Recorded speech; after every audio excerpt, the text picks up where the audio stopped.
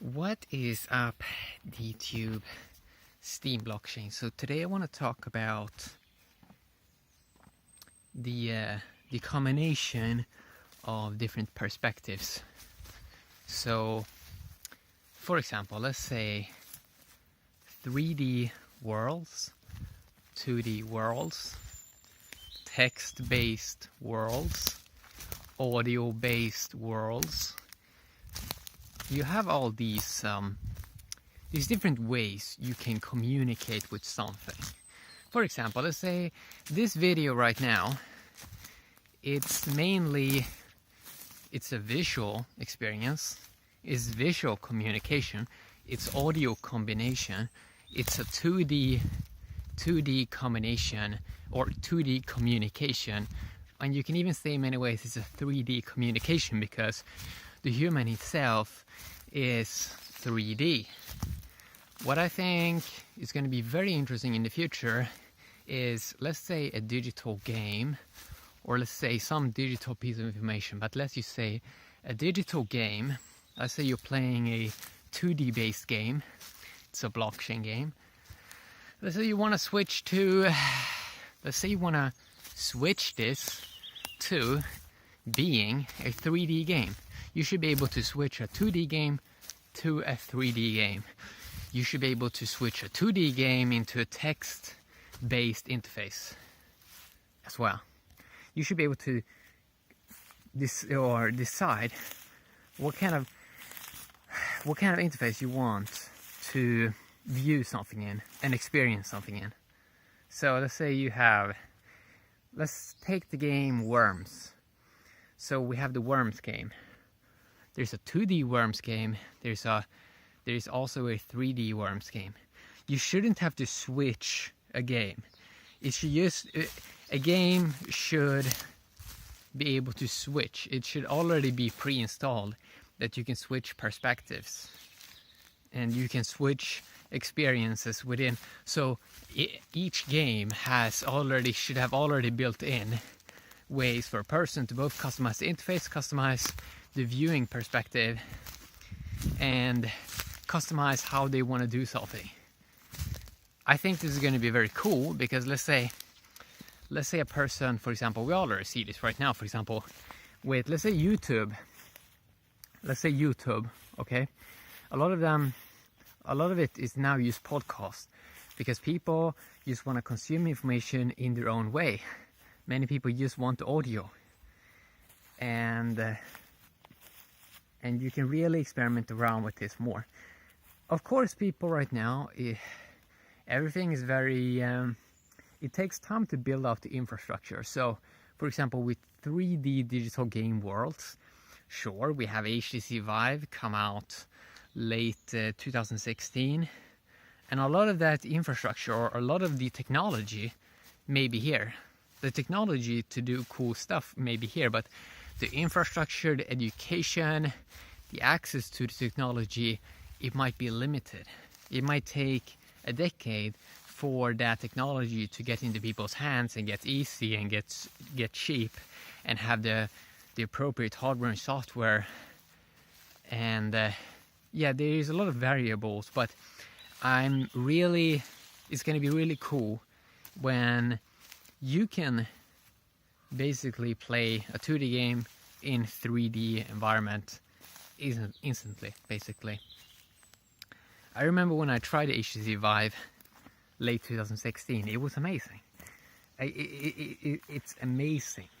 It was so good that I realized this is gonna take over everything. But it's just that right now, nobody wants to put on a heavy thing on their head. It really doesn't make much sense. It's not that user-friendly at the moment. Same as we saw with smartphones in the 1980s. They were like big and clunky. How long did it take?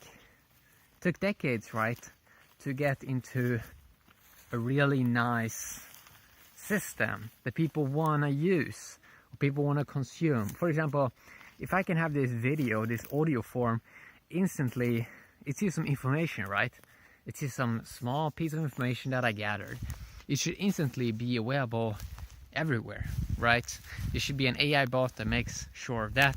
It should be available in all formats, 2D, 3D, 4D, whatever. There's a lot of stuff you can experiment around there with, but it should be available instantly. And because everyone has some form of value. Like even if I do a little vlog like I'm doing right now, there probably is something in this video that has some form of value. For example, a game developer can watch it and they realize, wait a sec, yeah, we should make a game that should be available in all formats, 2D, 3D, a text-based edition, because a lot of time we're playing around with data. We're playing around with data, same as when people are looking at charts and prices. They're looking at ones and zeros basically. So they only need some nice software where they just need to track a few ones and zeros. So they need to track some piece of data. We just need better software to be able to do that.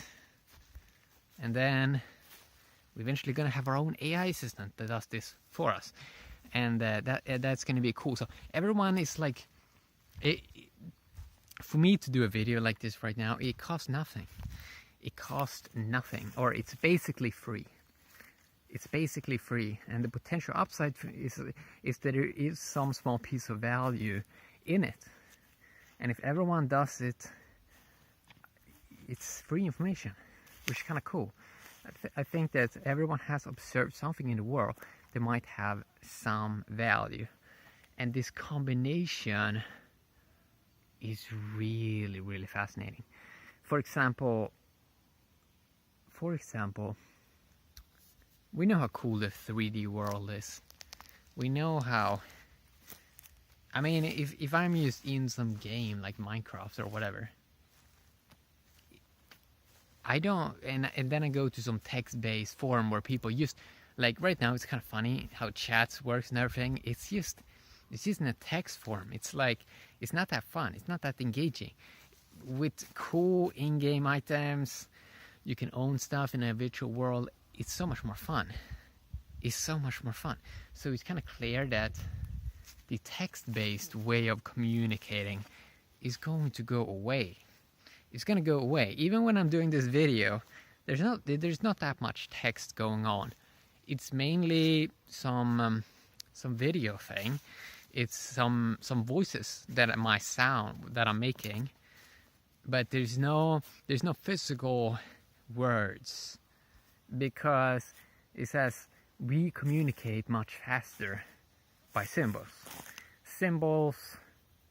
and yeah, it's just really an efficient way of communicating. For example, I think that, for example, text content, I mean, an AI can write up, it can just analyze a video, it can write it up, make it like a little better, a little sharper, make even a book about it.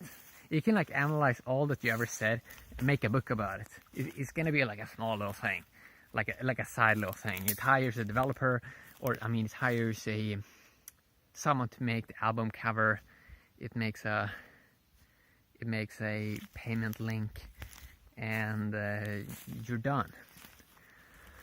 So in some games, some blockchain games, they're calling this synthesize, or you're basically morphing items to level something up, to make a better product, basically, to make a better item that is worth much more.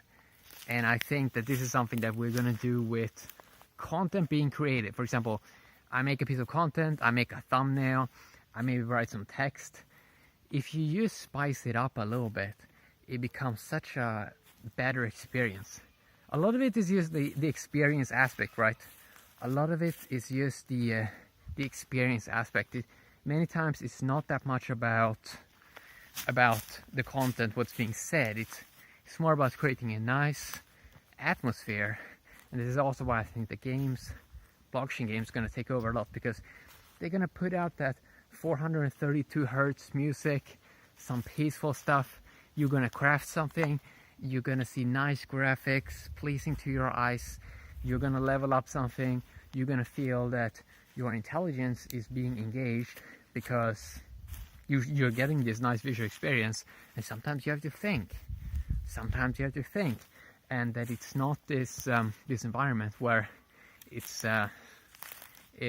people's psychological drama versus another person's psychological drama, which never gets anywhere anyway, right? So this synthesize between 2D, 3D, and all kinds of other communication formats is going to be very interesting to see play out, because communication is a very, very nuanced field. It's something that took a long time to master, or we haven't mastered it. We're always sort of developing how humans communicate with each other. It's always something that is sort of being tweaked, and humans always doing enhancements to how they do stuff. But words, for example, that they are spells. Words are spells. Words create a lot of things. People believe in words. It's a lot of magic and trickery there.